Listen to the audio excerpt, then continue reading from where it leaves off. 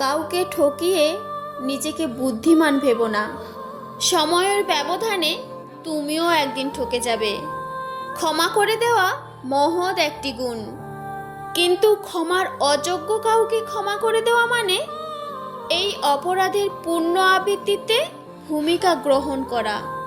সুতরাং কাউকে কখন ক্ষমা করা উচিত, কখন উচিত নয়, সেটা জানাও বিশাল একটা গুণ।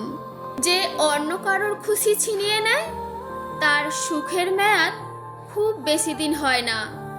জীবনে খুশি হওয়ার 8টি উপায়: 1. অন্যের কাজে নাক গলাবেন না। 2. ক্ষমা করে মনে রাখবেন। 3. হিংসাকে মাটি চাপা দিন। 4. নিজেকে বদলান। 5. যা থেকে পরিত্রাণ পাবেন না তা সহ্য করে নিন। 6. সৃষ্টিকর্তাকে স্মরণ করুন। 7. মনকে শূন্য রাখবেন না। 8. অতীত নিয়ে বেশি ভাববেন না। নিজের মূল্য বোঝাতে চুপ থাকুন। খুচরো পয়সার আওয়াজ সবসময় বেশি হয়, কিন্তু বেশি টাকার নোটের কোনো শব্দই নেই। তাই সকলকে নিজের মূল্য বোঝাতে সবসময় চুপ থাকুন।